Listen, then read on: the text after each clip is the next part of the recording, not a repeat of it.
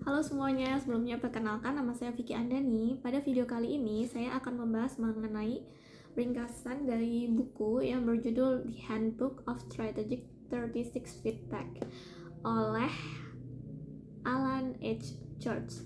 Nah, berkaitan dengan ini, kita akan membahas mengenai feedback atau umpan balik. Nah, feedback atau umpan balik merupakan salah satu hal penting yang harus kita perhatikan dalam hidup. Feedback memberikan pengaruh terhadap berbagai macam hal, mulai dari mendidik dan membesarkan anak, hingga membantu pegawai berkembang dalam berkarir. Tak mengejutkan bahwa seni dalam menerima dan menyampaikan feedback dalam organisasi telah berkembang menjadi proses formal yang tak dapat dipisahkan dari aktivitas manajemen sumber daya manusia serta proses manajemen organisasi itu sendiri.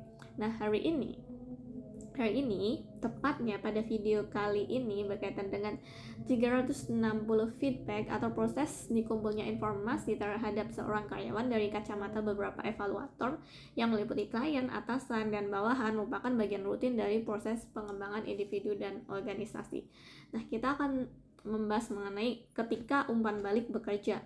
Nah, di sebuah fasilitas produksi atau General Mills, sebuah perusahaan produsen makanan Amerika Serikat, pemimpin perusahaan menginginkan untuk menetapkan target yang cukup menantang dalam area inovasi dan perbaikan produk. Untuk melakukan ini, mereka ingin mengidentifikasi orang-orang yang benar-benar mempunyai bakat dan perilaku-perilaku yang dibutuhkan untuk mempercepat tercapainya tujuan mereka. Karena pernah mendengar konsep dari 360 feedback, perusahaan memutuskan untuk melakukan eksperimen penilaian kinerja terhadap 140 pegawainya dengan dua metode, yaitu 360 feedback dan top-down performance appraisal yang dilakukan perusahaan.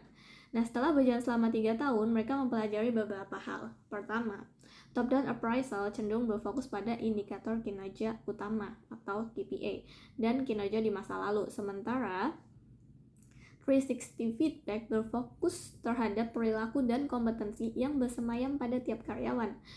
Kedua, dua metode tersebut sering menunjukkan hasil yang berbeda-beda.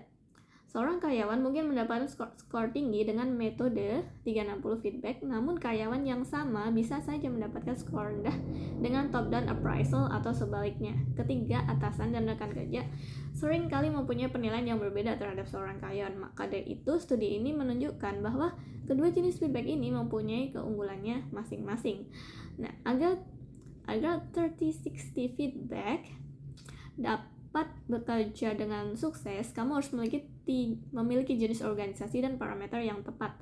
Sebuah organisasi dinilai siap untuk menerapkan 360 feedback ketika di dalamnya telah terbentuk budaya belajar, saling percaya, nyaman dengan umpan balik, dan tidak mementingkan ego dari masing-masing individu. Jika organisasimu telah memenuhi persyaratan ini, maka kemungkinan untuk sukses menggunakan metode 360 feedback akan semakin besar.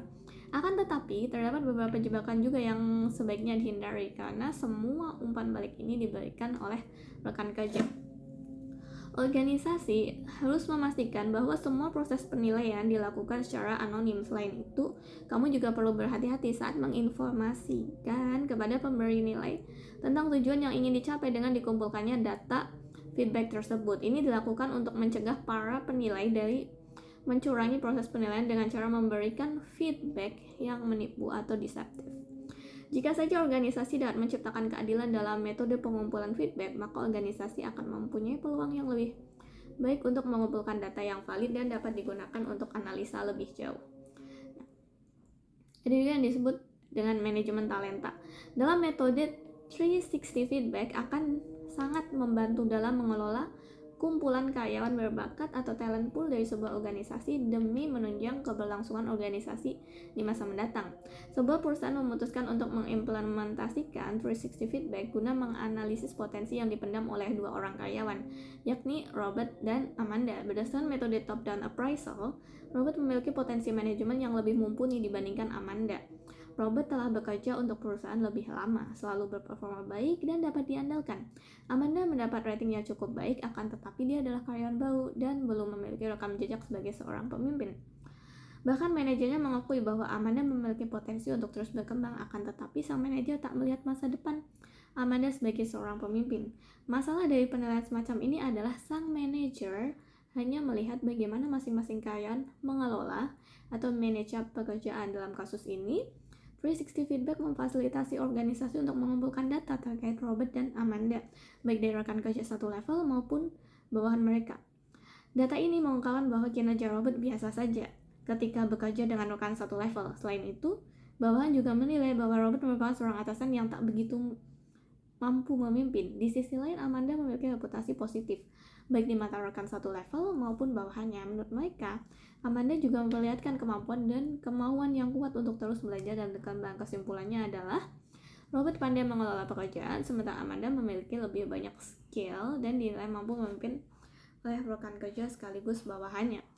Nah, menurut penulis dari 360 Feedback merupakan memungkinkan organisasi untuk melihat gambaran secara menyeluruh mengenai seorang karyawan, sementara top-down appraisal hanya memberi organisasi data dari kacamata atasan yang didasarkan pada pencapaian karyawan di masa lalu. 360 Feedback menunjukkanmu tentang apa yang terjadi sekarang dengan berbagai macam dinamika yang berlangsung dalam lingkungan kerja dengan memanfaatkan beberapa sumber data atau sudut pandang. Agar 360 Feedback dapat digunakan secara efektif, kalian harus memastikan kembali bahwa kalian sedang mencari feedback atau data tentang perilaku dan kompetensi yang kamu butuhkan di masa mendatang, serta peran apa yang perlu diisi di dalam organisasi. Sebab, karyawan yang menunjukkan performa baik dalam peran yang ia pegang saat ini tak bisa menjadi penentu bagaimana performanya di saat menjalankan peran lain. Saat mengelola talenta, kamu harus melihat lebih jauh kemana organisasi ke depannya dan apa yang akan dibutuhkan. Oke. Jadi untuk video kali ini cukup sampai di sini. Untuk selebihnya akan saya bahas kembali di video selanjutnya, yang tentunya kedepannya akan membahas termasuk dengan pengembangan kepemimpinan atau leadership development. Oke, thank you, that's all.